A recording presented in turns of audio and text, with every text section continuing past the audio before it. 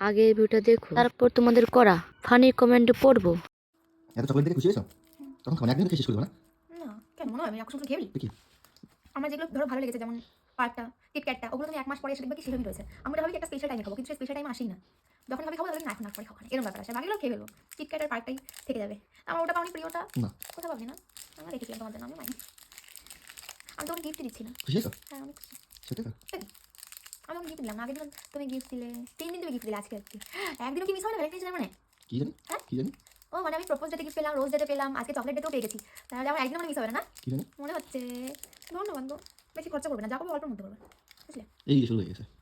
না আমি এটা বলছিলাম, ভালো কথাই বলছি, বেশি খরচা করার দরকার নেই। না এতগুলো দরকার ছিল না, একটা হলেই হতো, তাই বলে। কিন্তু থ্যাংক ইউ, অনেক ভালো হয়েছে, ভাইরা রয়েছে না আমার, ধন্যবাদ। तो चलिए शुरू करते हैं। না গো, আমাদের সুমি রাক্ষস নয়, সে খুব ভদ্র মেয়ে, তাই গান্ডে পিনটে গিলে কিস্টিয়ার ভিডিও চাই সুমি মামুনি। এরকম কিস্তি ভালোবাসা দেখালে তোমার কাছ থেকে বরখাস্ত করবে, তারপর নতুন প্রোডাক্ট লঞ্চ হবে।